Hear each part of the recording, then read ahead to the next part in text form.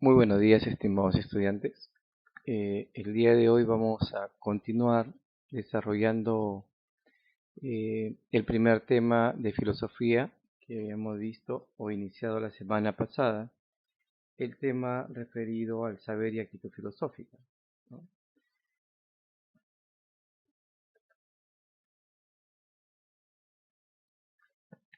Habíamos visto pues una primera parte relacionada a lo que era el saber, ¿recuerdan? Habíamos visto una visualización de el filósofo peruano Augusto Salazar Bondy. También analizamos los tipos de saber. ¿Recuerdan? El saber técnico, el saber experiencial, el saber científico, el teológico y finalmente el filosófico. Habíamos también visto lo que era el tema de la actitud, los componentes de la actitud, así como también las clases de aptitud, ¿no? Hemos visto la actitud de tipo espontánea, la actitud científica y la actitud filosófica. Bien, un segundo momento de esa primera sesión habíamos visto lo relacionado a lo que es la filosofía, ¿no? Y bien, pues habíamos planteado la etimología de la filosofía, algunas de sus características y también, si recordarán, algunas definiciones, ¿no? Pero ahora, para dar inicio pues a esta sesión, vamos a recordar, ¿no?, lo relacionado al origen de la filosofía, ¿no? Nos había faltado detallar la sesión anterior. Y hay que tener en cuenta dos aspectos, ¿no? El origen de la filosofía según una visión espacio-temporal o según la actitud o percepción que tienen algunos filósofos, ¿no? Por ejemplo, según el aspecto espacio-temporal podemos dividir una visualización en Oriente y otra en Occidente. En Oriente, la filosofía estaría ligado sobre todo al aspecto mitológico, ¿no? Estamos hablando de un aproximado de unos 3000 años antes de Cristo en Asia Menor. Asia Menor incluía tres pueblos, lo que ahora conocemos como la China, la India y Egipto, ¿no? En la India destacaría el filósofo Confucio, podríamos mencionar también a Lao Tse. En la India tenemos a la famosa cultura de los Charvakas, ¿no? Los Charvakas era una casta sacerdotal. Y en Egipto a Hermes Trismegisto. Eso es en Oriente. En el tema de Occidente, ¿no?, tenemos la aparición de la filosofía en un aproximado en el siglo VI a.C., ¿no? En Grecia, sobre todo. Recuerden que la etimología, como vimos la semana pasada, el concepto de filosofía derivaba de dos voces griegas, filia y sofía. Como les mencionaba, en el siglo VI entonces, en Grecia, se da lo que es el despertar filosófico. Sobre todo ese despertar filosófico se iniciaría con los denominados filósofos presocráticos, ¿no? Y en un primer momento, sobre todo, se haría en la ciudad de Mileto, ¿no?, que era un centro de navegación. Y esto contribuiría bastante al despertar filosófico en la medida que llegaban comerciantes de diversos lugares y obviamente cada uno con un matiz, un pensamiento diferente, ¿no?, lo cual ampliaría la visualización ahora sí de la concepción del mundo. Bien, volviendo a Oriente, hay características generales que debemos recordar, ¿no? En Oriente se caracteriza por ser moralista, conservadora, tradicionalista. También podríamos mencionar que prima mucho lo mitológico, ¿no? Hasta hoy en día podemos ver algunos pueblos, en caso de algunos estados, llámese Irak, Irán, ¿no?, en el Medio Oriente, por ejemplo, que son muy radicales, ¿no? Extremistas, fundamentalistas que podemos denominarle, ¿no? Hacia una religión. En cambio en Occidente cambia pues la visualización, ¿no? Aquí ya la tendencia es más liberal. Por eso es que Occidente, en Grecia, ¿no? Se da ese despertar filosófico que del mito pasa al logos, ¿correcto? Entonces ahí tenemos llamémosle una comparación entre lo que es la filosofía en Oriente y en Occidente en relación a la cuestión espacio-temporal. Pero si a usted le preguntan en relación al origen de la filosofía teniendo en cuenta la actitud, entonces valdría destacar la figura de Platón. Platón, recuerdan, el iniciador del idealismo objetivo. Ya más adelante veremos la diferencia entre idealismo objetivo y subjetivo. Platón considera que el origen de la filosofía está en el asombro, ¿no? En esta contemplación que realiza el ser humano y sobre todo lo orienta al mundo pues, de las ideas, de las esencias. Más adelante tendríamos la figura de Aristóteles, ¿no? Para Aristóteles, por ejemplo, considera que el origen de la filosofía se encuentra en la admiración, en las vicisitudes del hombre, ¿no? Al admirar los fenómenos naturales, el universo, ¿no? Y una condición, diría Aristóteles, para practicar pues la actitud filosófica, el filosofar, sería el ocio, ¿no? Jaspers, ¿no? Filósofo existencialista cristiano alemán, ya en su momento estudiarán la filosofía del existencialismo. Recuerdan, la semana pasada les dije, siempre tengan en cuenta la ubicación espacio-temporal de cada uno de los filósofos, ¿no? Ya de Platón, Aristóteles habíamos mencionado, filosofía antigua en Grecia, periodo de la sistematización. Pero Jaspers lo vamos a encontrar en la filosofía contemporánea siglo XX en la corriente del existencialismo. Bien, entonces Jasper plantea de que el origen de la filosofía se da cuando la persona, el ser humano, orienta una actitud a la reflexión de situaciones límites. Una situación límite es cuando el ser humano se encuentra eh, relacionando esto de la temática de la muerte, ¿no? Una situación cercana a la muerte, una enfermedad que podría ser terminal. Entonces el hombre comienza a reflexionar, ¿no? Pues esas situaciones límites son situaciones complejas, complicadas, que de una u otra manera sería el límite de esta existencia, el cual incitaría al ser humano a despertar una actitud filosófica reflexiva. Muy bien, ahí tenemos pues muchachos esta visualización del origen de la filosofía.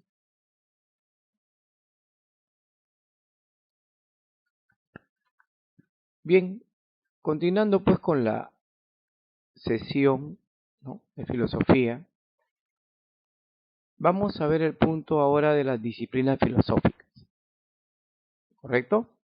Dentro de lo que son las disciplinas filosóficas existe una diversidad de ellas, ¿no?, que de una u otra manera sirven para reforzar lo que es la filosofía en sí.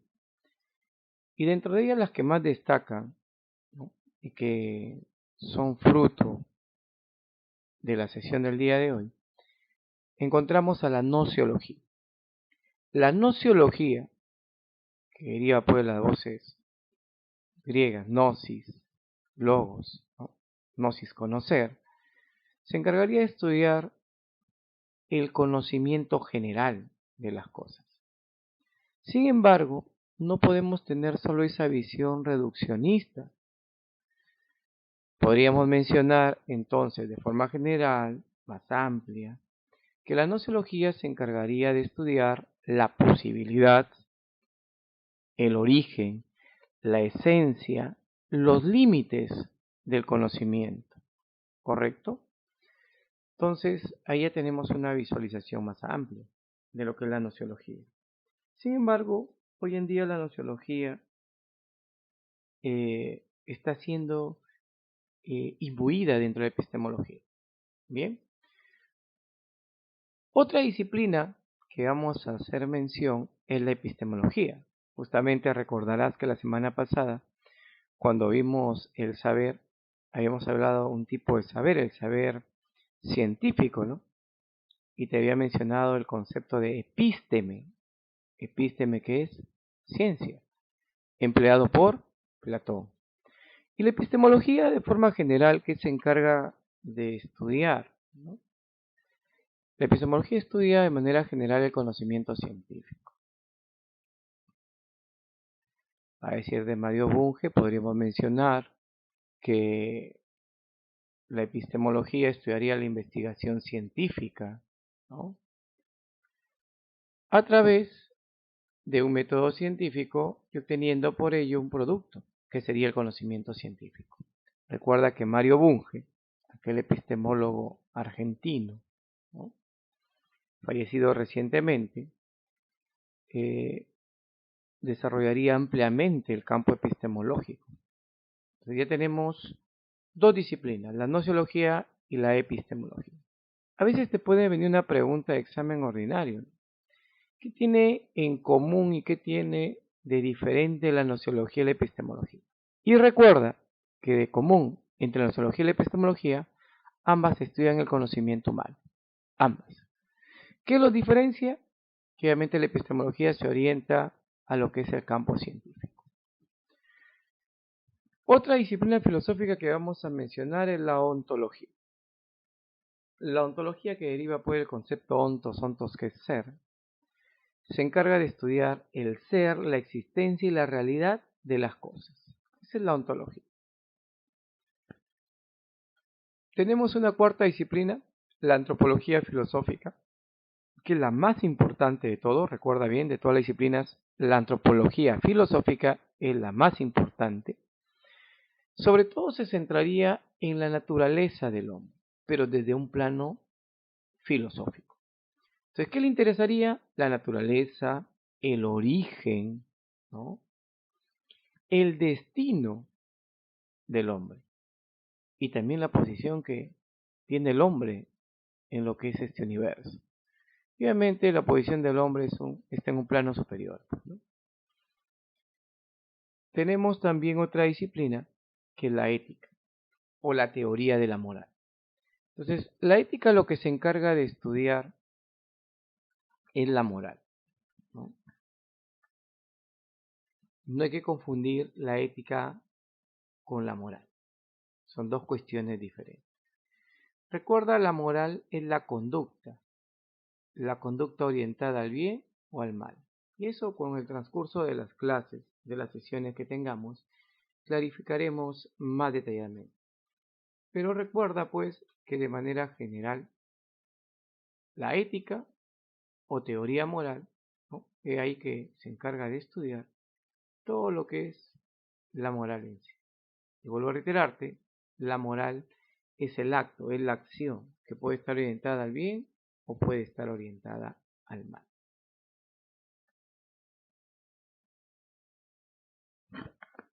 Bien, otra disciplina muy importante a tener en cuenta es la axiología. La axiología o la teoría de los valores, ¿no? La axiología es aquella disciplina entonces que se va a enfocar en todo lo referente a cómo conocemos los valores, cómo aplicamos en este caso nuestra visualización acerca de ellos. Ahora vamos a reforzar lo relacionado a lo que es la clasificación de la filosofía.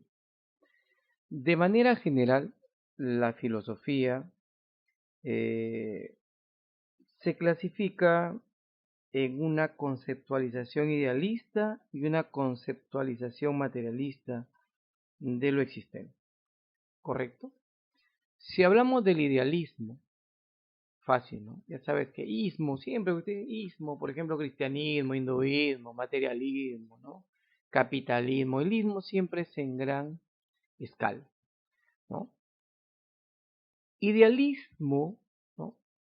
El idealismo es aquella concepción de la realidad que plantea que todo cuanto existe tiene su base en la idea, el pensamiento, en la conciencia o en el espíritu, ¿no? Entonces, eso es lo que prima. Esa primacía ontológica entonces del pensamiento, idea, conciencia y espíritu es lo que resalta en el idealismo. Para ellos, primero es la idea, es el pensamiento, y a partir de ahí surge lo que es una conceptualización de la materia. Entonces, la materia no existe si es que no hay el pensamiento, la idea o conciencia. Esa es una visualización general. En otras palabras, la explicación de la materia no puede darse si es que no hay un espíritu, conciencia, pensamiento o idea. ¿Correcto? Una respuesta pues al idealismo está la concepción materialista. El materialismo le responde y le dice no. El origen de todo es la materia. Para que tú puedas generar un pensamiento o una idea, necesitas una realidad material. Eso es. Entonces, en esta dicotomía, ¿no?, en estos polos obviamente extremos de idealismo y materialismo, vamos a encontrar pues también sus variaciones, sus variantes que van a existir, ¿no? Unas subclases podemos mencionar pues de idealismo así como de materialismo. Y dentro de estos tipos pues que de idealismo vamos a encontrar los más importantes, llamémosle así, sin desmerecer a otras perspectivas. El idealismo objetivo, el idealismo subjetivo. Ojo, que hay otros también tipos de idealismo, como por ejemplo el idealismo trascendental, ¿no?, que ya plantearemos más adelante en qué consiste. Dentro de lo que es el idealismo, entonces nos vamos a centrar sobre todo en el idealismo objetivo y el idealismo subjetivo. El idealismo objetivo, como te había mencionado hace instantes e incluso la semana pasada, su iniciador fue Platón, pero no fue el único idealista objetivo, ¿correcto? Se denomina idealismo objetivo porque tiene una idea central, se fundamenta en la razón, ¿ya? El idealista objetivo se fundamenta en la razón. Eso hay que tener en cuenta.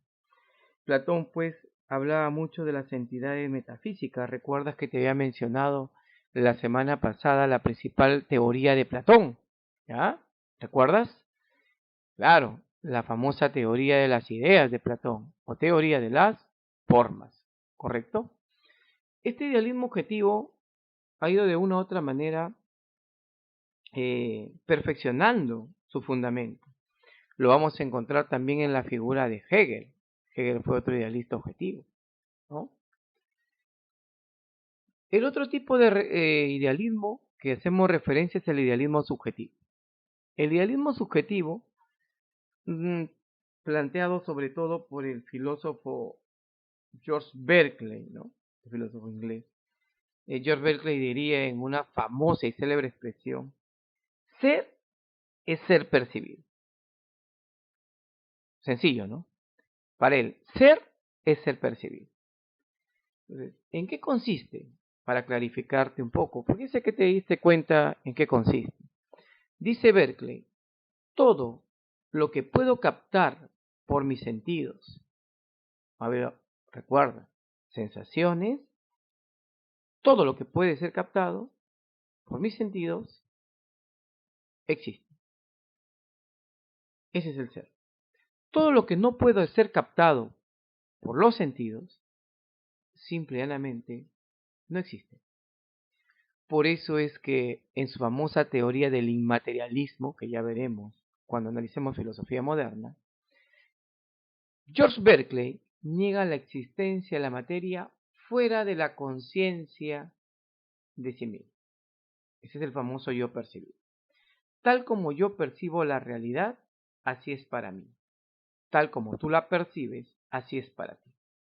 Bien, entonces ya tenemos dos tipos de idealismo: el idealismo objetivo y el idealismo subjetivo.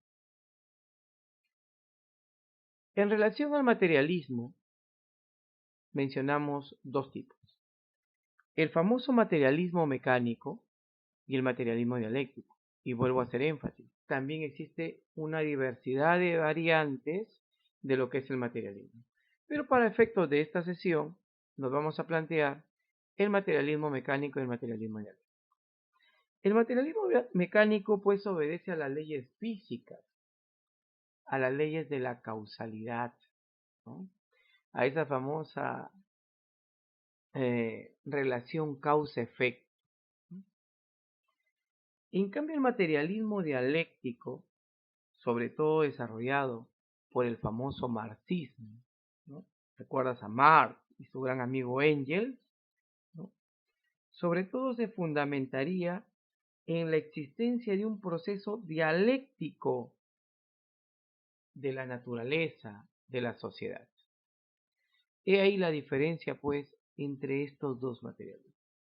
Recuerda que la filosofía de Carlos Marx es una filosofía invertida del filósofo alemán Hegel. Recuerda que te he mencionado, Hegel es un filósofo moderno que también era representante del idealismo objetivo. Pero Hegel, como te dije la semana pasada, es conocido como el padre de las triadas dialécticas. Recuerda, tesis, antítesis, síntesis. En cambio, Marx es un representante del materialismo dialéctico. Ya veremos la diferencia, pues, entre ambos autores cuando analicemos su pensamiento a través de las diversas sesiones.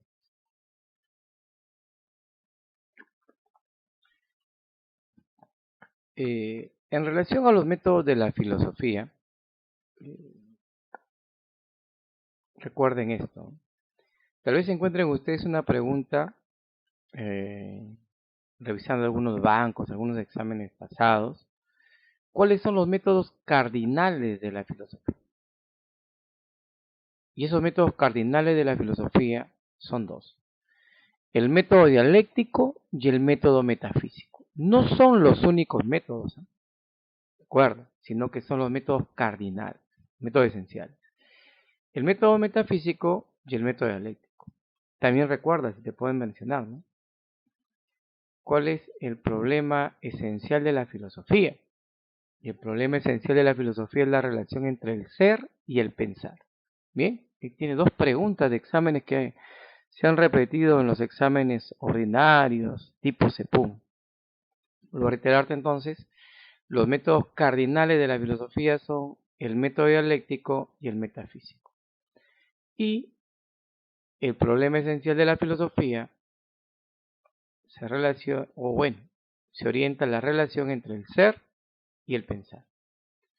Volviendo entonces a los métodos de la filosofía, recuerden que todos los métodos tienen una concepción orientada a la realidad, ¿no? Recuerda que un método no es nada más que una serie de procedimientos que van a ser sistematizados para alcanzar un objetivo. El método dialéctico, ¿ya?, lo que se centra sobre todo es en la concepción de la realidad como algo que está en constante cambio, en constante transformación. En otras palabras, que es mutable, ¿correcto?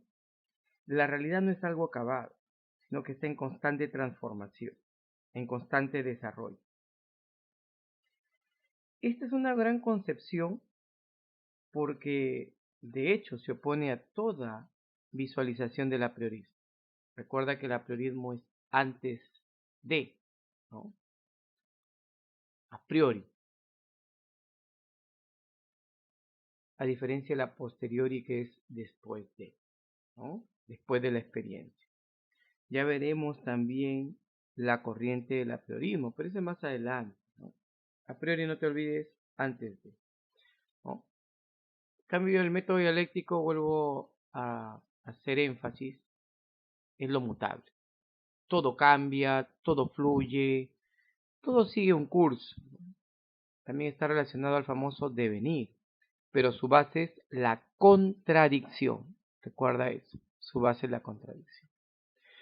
El padre de la dialéctica, ¿no?, a decir de Carlos Marx, ¿no?, Carlos Marx considera padre de la dialéctica a Heráclito de Éfeso. También la mayoría de filósofos. Sin embargo, si tú encuentras una pregunta, ¿no?, que refiere, es considerado padre de la dialéctica, pero según Aristóteles, ahí sí cambia tu respuesta. Tu respuesta es Zenón de Lé, ¿correcto? Ya cuando veamos nosotros el periodo cosmológico, clarificaremos más la ideología y los planteamientos filosóficos de Zenón de Lé.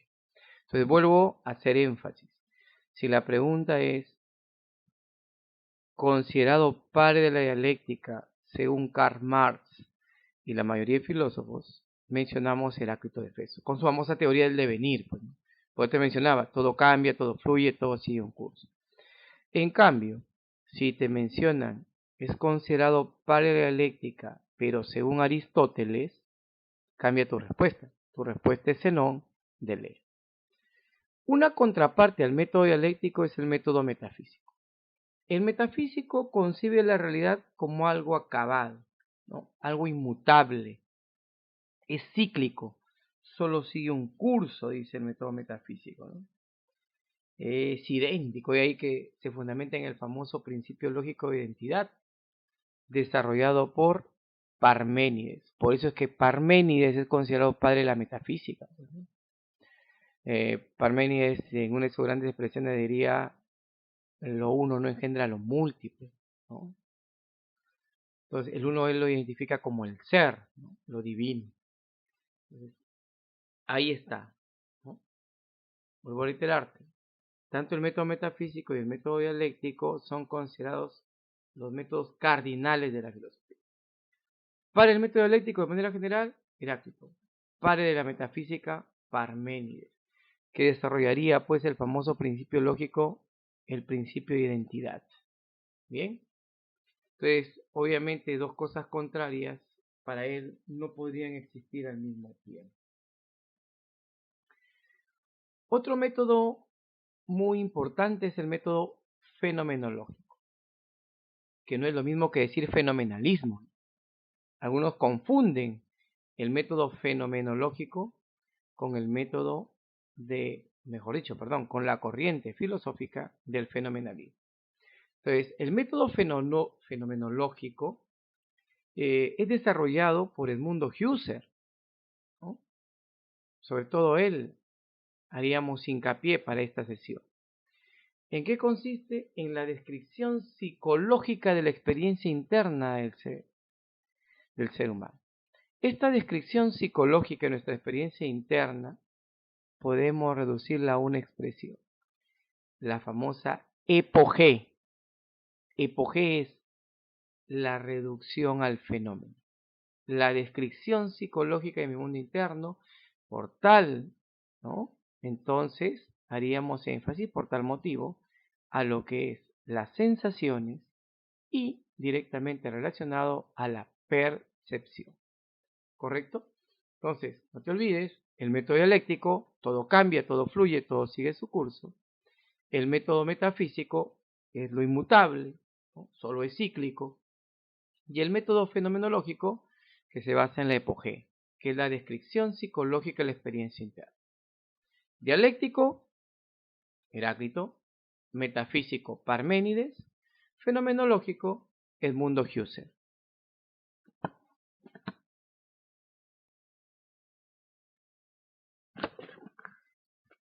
Otros métodos que podemos mencionar para complementar, pues, es el método estructuralista.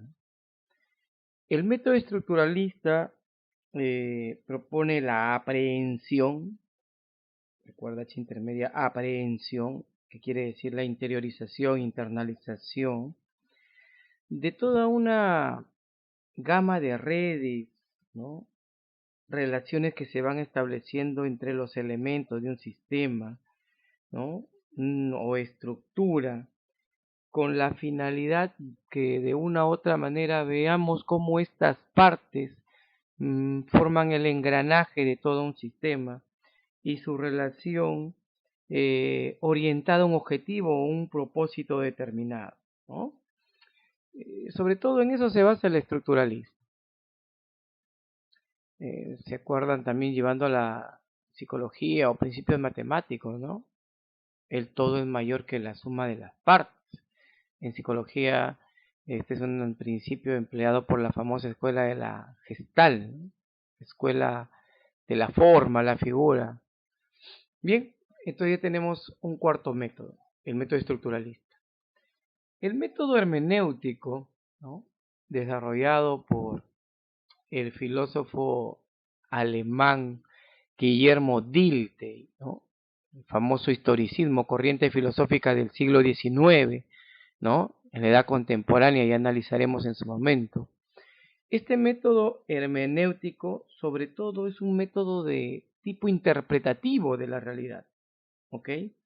Basado en el análisis, en la comprensión interpretativa de textos, mitos, relatos, creencias e incluso monumentos que han sido heredados y que tratan de una u otra manera comprenderse, ¿no? En este momento actual. Por eso, la hermenéutica se basa en el análisis e interpretación de textos a través del tiempo, ¿no? Por ejemplo, cuando escudriñamos la Biblia, ¿no? Aplicando el método hermenéutico. Hay otros métodos que podemos hacer referencia, como es el caso de la duda metódica, empleado por Renato Descartes, aquel francés considerado padre del racionalismo, padre de la filosofía moderna y de la geometría analítica. Descartes plantearía la famosa duda metódica, como les mencionaba, ¿no? Diría él, el conocimiento parte de la duda. Esa duda genera que yo me ponga a pensar. Y una vez que yo pienso, me doy cuenta que existo. Es ahí que se deriva su famosa y célebre frase, ¿no? El cogito ergo sum. Pienso, luego existo. Otro método que podríamos referir para esta sesión, para concluir ya, sería el método socrático o método mayéutico, obviamente desarrollado por el gran Sócrates. Recuerda la famosa triada filosófica del mundo antiguo, Sócrates, Platón y Aristóteles, ¿no? Sócrates, en su famoso método mayéutico, diría que pasa por ciertas fases. La ironía que consiste en que el discípulo o la persona con la cual estaba él interactuando reconozca su ignorancia. Un segundo momento es la mayéutica en sí. La mayéutica es la búsqueda de la verdad. Una vez que el discípulo ha reconocido que no conoce algo, entonces desde ahí puede dar luz a recibir una nueva información, un nuevo conocimiento. La mayéutica es eso, la búsqueda de la verdad.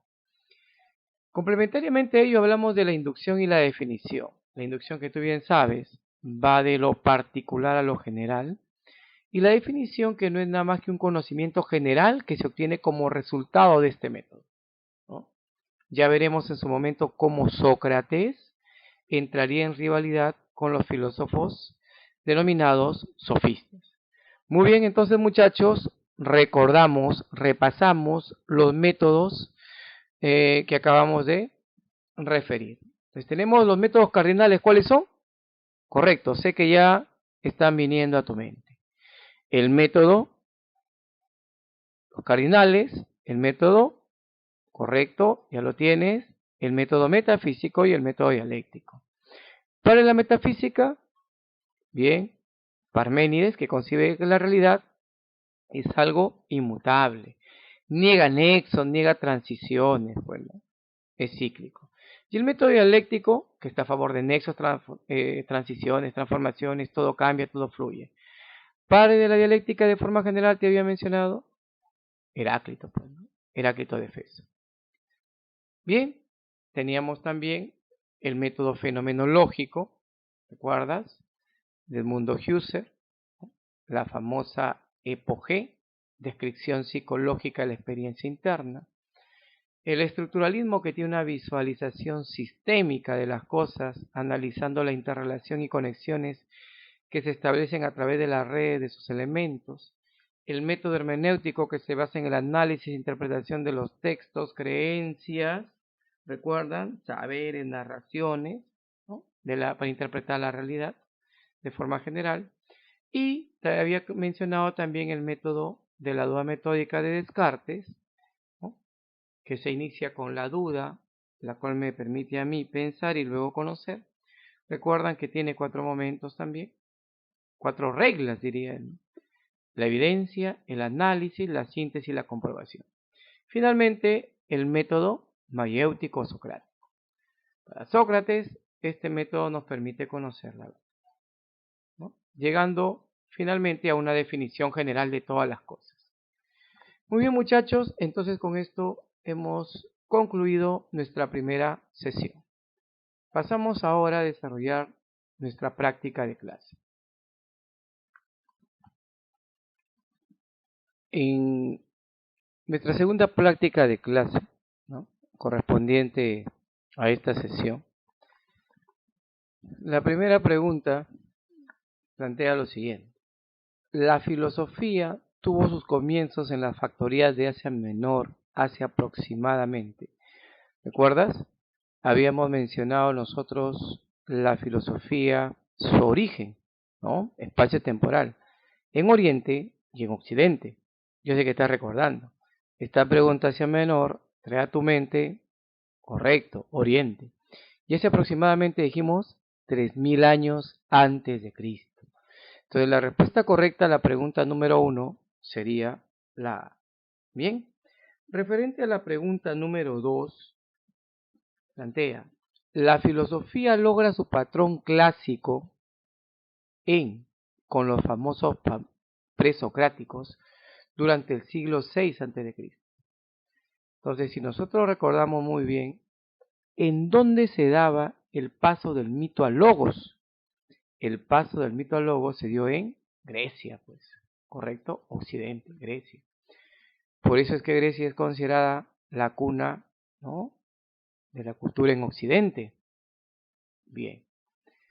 En la pregunta 3, lo siguiente: la admiración es lo que impulsa a los hombres a filosofar, empezando por admirarse de lo que les sorprendía por extraño. Avanzaron poco a poco y se preguntaron por las vicisitudes de la luna, del sol, los astros y del origen del universo. Lo planteaba el filósofo. Muy bien. Entonces nosotros recordamos pues que habíamos visto en relación también a la actitud, ¿no?, el origen de la filosofía en relación a la actitud. Y habíamos hecho mención a 3 filósofos: Platón, quien dice que el origen de la filosofía se encuentra en el asombro; Aristóteles, para quien el origen está en la admiración; y Jaspers, para quien la filosofía se origina en las situaciones límites. Por lo tanto, la respuesta correcta a la pregunta número 3 sería Aristóteles, la D. En la pregunta número 4, la disciplina filosófica que se plantea las siguientes preguntas: ¿qué es el conocimiento? ¿Qué es más importante, los sentidos o la razón? También nos está diciendo que la verdad. Entonces, si nosotros recordamos, habíamos analizado algunas disciplinas filosóficas, ¿recuerdas? Dentro de estas disciplinas filosóficas habíamos referido a la gnoseología, que se encargaba de estudiar el conocimiento general de las cosas; la epistemología, el conocimiento pero científico, ¿correcto? Habíamos visto la ontología del ser, la axiología de los valores. Entonces nuestra respuesta correcta a la pregunta número 4 es la B, la gnoseología. En la pregunta 5 nos plantea: disciplina filosófica que problematiza acerca del fundamento de la realidad en su conjunto. Nos referimos a, entonces recuerda la palabrita clave, realidad. ¿Quién se encargaba de estudiar el ser, la realidad, ¿no?, el ente? Claro, ya sé que lo recuerdo. la ontología.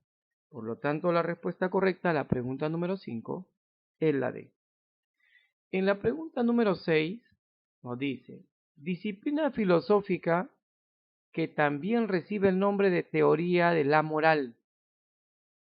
Nos referimos a, de esto les he hecho hincapié en varias ocasiones, ¿no? Durante la sesión. ¿Quién se encarga de estudiar la moral? Correcto, la ética, no la axiología. La axiología se encargaba de estudiar los valores. Entonces, en la pregunta 6 la respuesta correcta sería la B. En el ítem 7, disciplina filosófica que se encarga de estudiar las expresiones artísticas. Bien, ¿te acuerdas? Nociología, el conocimiento general, epistemología, el conocimiento científico, método científico, si gustas, la ontología del ser, la existencia, la realidad, el ente, la estética, estudia la belleza, el arte. Por lo tanto, la respuesta correcta sería la D. En la pregunta 8 nos dice, niega la existencia de la realidad material independientemente de la conciencia. El fundamento de todo lo primero es la conciencia. Entonces, ¿recuerdas que habíamos visto la clasificación de la filosofía en idealismo y materialismo? Y dentro de cada uno de ellos había tipos: idealismo objetivo, idealismo subjetivo, materialismo mecánico, materialismo dialéctico. El idealismo objetivo se fundamentaba, te dije en la razón, iniciado a Platón, mientras que el idealismo subjetivo se basaba en la conciencia. Berkeley, ¿te acuerdas? La expresión el yo percibido, decía Berkeley, ser es ser percibido. Entonces la respuesta correcta sería la C. En la pregunta 9, el método de la filosofía que concibe la realidad no como algo acabado e inmutable, sino algo en el proceso, en constante cambio y desarrollo. ¿Recuerdas la diversidad de métodos? Sobre todo los cardinales, el método dialéctico y metafísico. Pues yo decía que todo cambia, todo fluye, todo sigue un curso, ¿no? Todo es mutable. Es lo que está preguntando. Claro, es el método dialéctico. Entonces la respuesta correcta sería la E. Bien.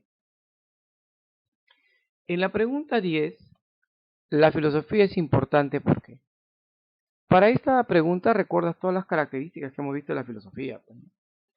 ¿Brinda una visión totalizadora de la realidad? Sí, ¿recuerdas? Universal. ¿Trata de encontrar las causas últimas de los fenómenos? Claro, los fundamentos primeros, ¿no es cierto?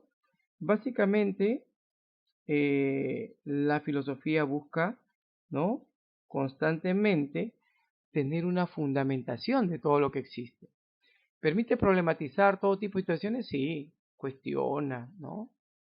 Critica, es correcto. ¿Logra una transformación constante del hombre? También, porque obviamente el pensamiento en el ser humano es dinámico. Hemos ido evolucionando a través del tiempo, ¿no? Y esta transformación constante del hombre nos hace seres perfectibles, ¿no? Correcto, la 4. ¿Brinda una visión parcializada de la... no, totalizadora. Entonces la respuesta correcta aquí sería toda menos la 5, la E. En la pregunta 11, la concepción filosófica que admite a la actividad consciente como producto de la materia. ¿Es él? Entonces aquí estaría fácil, ¿no? ¿Recuerdas? Aquí que decía que no puede existir el pensamiento, idea, si es que no existe la realidad material. Estamos hablando del materialismo. Avión. En la pregunta número 12, dice claramente la admisión, ¿no?, la admisión de la conciencia absoluta, palabra clave, conciencia absoluta, creadora de todas las cosas. Hacemos énfasis a conciencia absoluta, ¿no es cierto? ¿A quién haríamos énfasis? Al idealismo de tipo subjetivo. Entonces la respuesta correcta aquí sería la D.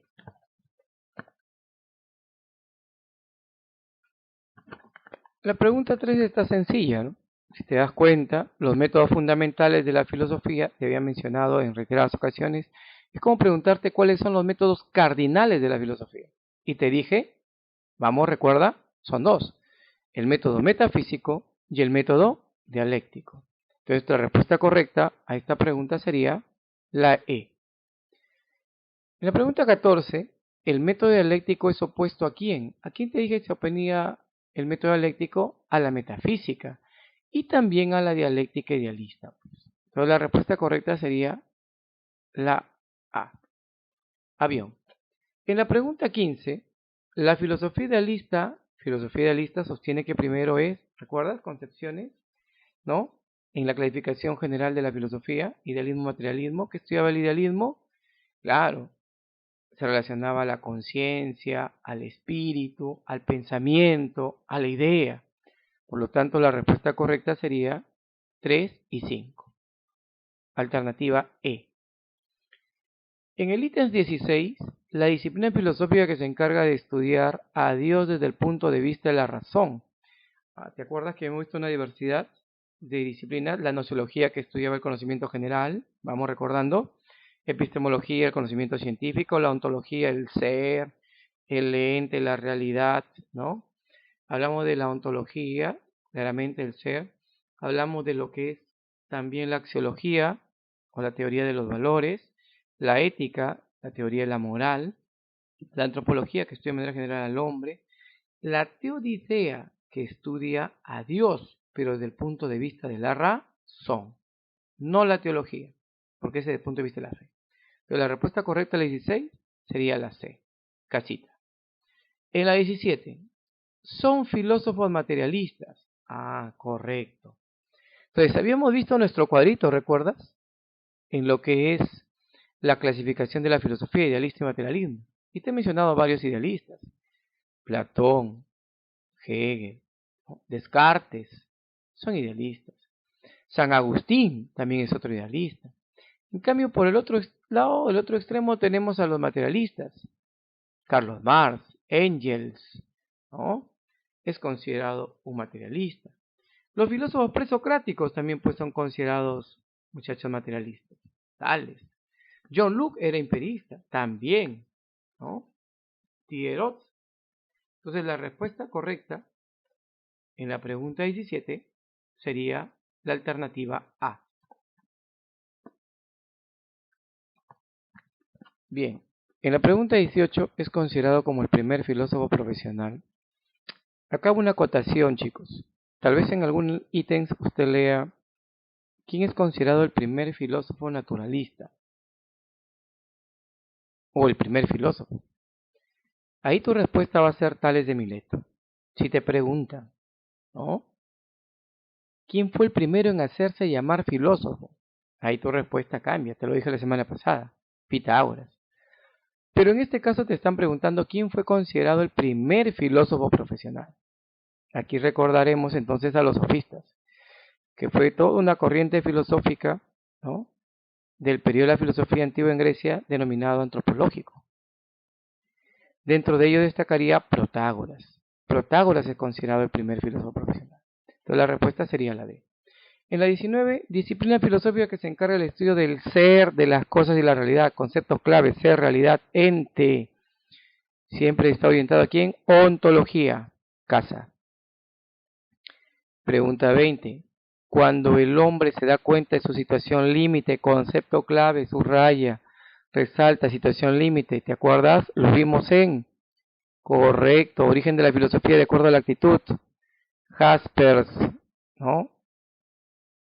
Jaspers nos dice, filósofo existencialista alemán, avión. En la pregunta 22, la filosofía occidental tuvo sus primeras manifestaciones, ¿recuerdas? Te había mencionado, si bien es cierto, su patrón clásico lo logra en Atenas, Grecia, en donde se dieron las primeras manifestaciones, claro, en lo que vendrían a ser el centro de navegación, ¿no? Una navegación comercial en la ciudad de Mileto. Entonces la respuesta sería enano. Claro, pues, ¿no? Tales de Mileto, pues muchachos. 21, enano. 22, pensador que se le atribuye, según Cicerón, el haber dicho por primera vez que es filósofo. Mira, acá solo le agregan Cicerón, filósofo romano, pero la respuesta sigue siendo la misma. ¿Quién fue el primero en hacerse llamar por primera vez filósofo? Ya no me vayas a mezclar, ya no es profesional lo que te están preguntando. ¿Quién te dije? Pitágoras. La respuesta correcta sería la E. 23. Es propio del método dialéctico, ¿recuerdas? El método dialéctico todo cambia, todo fluye, todo sigue su curso, el devenir, todo es mutable. Correcto. ¿Y el padre de dialéctica quién era? Heráclito. Entonces, ¿cuál sería nuestra respuesta? Sostener que todo cambia, sí. Se opone al apriorismo, sí. ¿Quién era a priori? Era el metafísico. ¿Considera la realidad como algo inmutable? No, como algo mutable. Sostiene que todo es contradictorio, correcto. Sostiene que todo es contradictorio. Sostiene que todo es falso. Entonces la respuesta correcta, ¿cuál sería? 1, 2 y 5. No, 1, 2 y 4. Beso, Beethoven. En la 24, es el factor más importante para que la filosofía occidental florezca en Mileto. Ya les expliqué esta pregunta. ¿Cuál era? La respuesta, muy bien, porque era un sitio de navegación, casa. Y finalmente, para concluir la sesión, en el ámbito de la filosofía, al método metafísico se la caracteriza ¿por qué? Claro, te he mencionado que para ellos conciben la realidad como algo inmutable, cíclico, ¿no? Niegan nexos y transiciones. Para ellos no existe una tercera posibilidad porque es algo absoluto, ¿recuerdan? Entonces, ¿cuál sería nuestra respuesta? Afirma que todo fluye, no, imposible de ser la 4. Sostiene que la realidad está en contradicción, imposible la 5. Entonces la respuesta correcta sería, muy bien, avión. Avión, respuesta la A. Muy bien chicos, espero haber contribuido en el desarrollo de esta sesión para que clarifique y potencie su conocimiento. Dios mediante nos estamos encontrando la próxima semana. Cuídense mucho, Dios los bendiga.